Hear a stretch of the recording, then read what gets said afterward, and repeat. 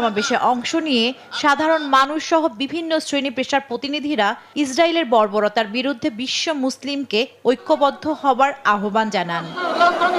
মূল মঞ্চে দাঁড়িয়ে আমার দেশ পত্রিকার সম্পাদক মাহমুদুর রহমান ফিলিস্তিনের সংহতি পক্ষে একটি ঘোষণাপত্র পাঠ করেন, যেখানে মুসলিম বিশ্বের নেতাদের ইসরায়েলের সঙ্গে সব রকম সম্পর্ক ছিন্ন করে গাজায় ইসরায়েলি আগ্রাসন বন্ধে পদক্ষেপ নেওয়ার আহ্বান জানানো হয়। ইসরায়েলের সাথে অর্থনৈতিক, সামরিক ও কূটনৈতিক সকল সম্পর্ক অবিলম্বে ছিন্ন করতে হবে।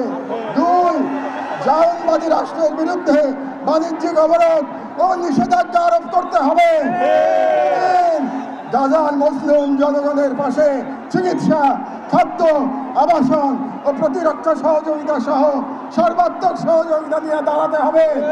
জাতীয় মসজিদ বায়তুল মোকাররমের খতিব মাওলানা আব্দুল মালেকের নেতৃত্বে নির্যাতিত ফিলিস্তিনিদের জন্য বিশেষ মোনাজাতের মাধ্যমে